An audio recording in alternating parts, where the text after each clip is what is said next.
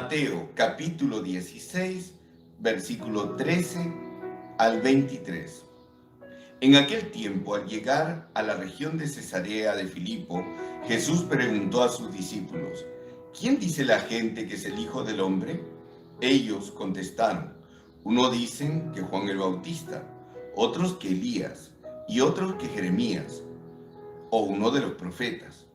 Él les preguntó: ¿y ustedes, quién dicen que soy yo? Simón Pedro tomó la palabra y dijo: tú eres el Mesías, el Hijo del Dios vivo.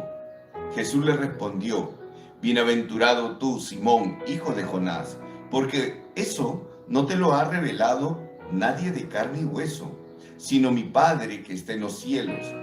Ahora yo te digo, tú eres Pedro, y sobre esta piedra edificaré mi iglesia, y el poder del infierno no la derrotará. Te daré las llaves del reino de los cielos. Lo que ates en la tierra quedará atado en el cielo, y lo que desates en la tierra quedará desatado en el cielo. Y les mandó a los discípulos que no dijeran a nadie que él era el Mesías. Desde entonces empezó Jesús a explicar a sus discípulos que tenía que ir a Jerusalén y padecer allí mucho por parte de los ancianos, sumos sacerdotes y escribas, y que tenía que ser ejecutado y resucitar al tercer día. Pero Pedro lo llevó aparte y se puso a increparlo. No lo permita Dios, Señor, eso no puede pasarte. Jesús se volvió y dijo a Pedro: aléjate de mí, Satanás, que me haces tropezar, porque tú piensas como los hombres y no como Dios.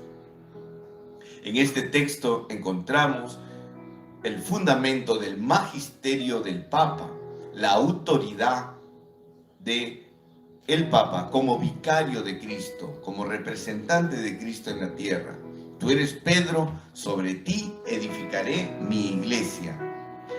Pedro, el humilde pescador, el sencillo pescador, con 1000 limitaciones, pero que el Señor le delega una función tan importante como pastor. Pedro, que es impetuoso, impulsivo, que reacciona inmediatamente, no siempre acierta. Y aquí en este momento Pedro acierta y Jesús le llama y lo instituye como cabeza visible de la iglesia. Pero más adelante Jesús le revela cuál es la misión, qué va a suceder. Jesús le está contando, narrando cómo será el desenlace de los hechos, que va a ser rechazado, que va a ir a la cruz. Y Simón Pedro, en un arrebato, en un impulso por su cariño, por su amor por el maestro, le dice: eso no te puede suceder, Señor. Y Jesús hace algo inesperado. Detiene a Pedro inmediatamente con estas palabras: apártate de mí, Satanás. Porque eso que tú dices, me estás haciendo tropezar, porque no piensas como Dios, sino como los hombres. Y permítanme decir esto: muchas veces ese pensamiento secular, esa manera de pensar del mundo y cómo la gente se acomoda al mundo, no permite que nosotros hagamos la voluntad de Dios. Lo más importante en nuestra vida, tu vida y la mía, es hacer la voluntad de Dios. Y muchas veces la voluntad de Dios es un misterio, lo que nos pide, pero tenemos que hacerlo. Incluso a veces parece que lo que se presenta es malo. Sin embargo, Dios tiene un propósito para cada cosa, para cada situación. Hermanos, abramos el corazón, no tengamos miedo a hacer la voluntad de Dios. El enemigo, Satanás, siempre va a querer poner trabas, obstáculos, para que tú y yo no hagamos la voluntad de Dios. Jesús exhorta a Pedro con esas palabras tremendas.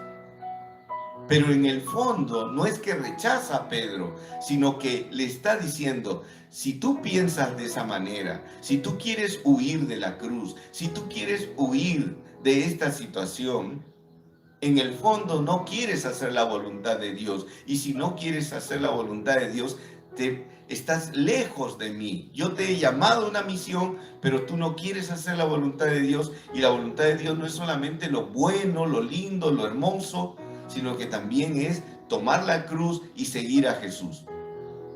No pensemos como los hombres, no pensemos como este mundo y su cultura de muerte, sino pensemos como Dios, como lo manda el Evangelio.